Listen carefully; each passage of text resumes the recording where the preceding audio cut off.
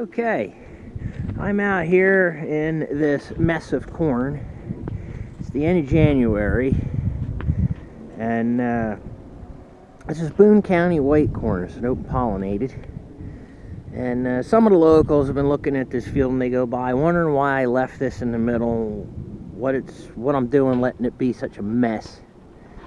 Well, it's part of a plan here. What I am doing out here with this, and why I left it so long, is open pollinated corn is notorious for not having stalk strength and falling over easy. You can see a lot of this has gone over, but there's quite a few stalks in here that are still standing well. What I'm doing is I'm walking through here with my bucket, picking ears off of the corn that has stood up well to all the nasty weather we've had since this stuff ripened in the fall. The idea being that I am going to shell this and use it for my own seed and hopefully get plants that have stronger stalks over the whole field. It's the old way they used to do it with the open pollinated corn. And yes, it takes a lot of time to do this, but there is an unfulfilled niche market here. People want,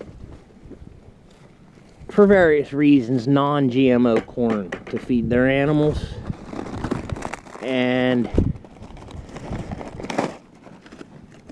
I'm willing to supply that market.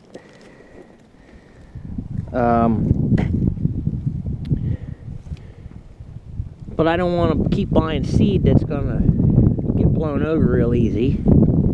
And I thought, well, why not propagate my own? Because this stuff comes untreated. And I have been watching Dudek Seeds on YouTube. He has been selecting and breeding the Tommy Boy open pollinated variety. And I said, well, I'm going to do that for my own seed supply with this white corn and see what happens. I have no plans on ever selling this to anybody for seed, but grow my own, that's fine. Now this corn here, this'll, for an open pollinated, this isn't bad. This, what I did harvest of it with the picker before I let this go, was running about 120 bushels an acre, and that was just on compost mostly, with a little bit of starter fertilizer. I have to fool around with soil fertility and see what I can get it to do as I keep selecting it, and then I will sell this corn to people who don't want GMO. I could probably get a little bit more money for it.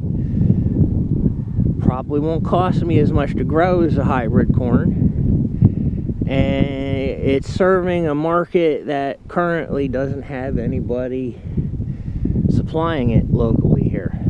And sometimes that's what you got to do in order to make money at this business, instead of just simply getting bigger and pushing for higher yields. At least that's my philosophy.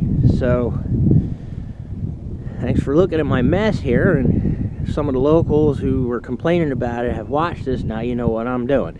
Thanks for watching.